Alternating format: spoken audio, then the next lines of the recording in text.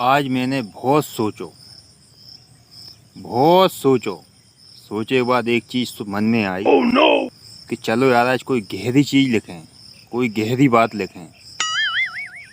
लेकिन फिर बहुत सोच समझने के बाद में दिमाग में एक ख्याल आओ कि अपन ने गहरी बात तो लिख ली, गहरी सोच लिख ली, मगर वहाँ में कोई डूब के मर गया लेने देने पड़ जाएंगे।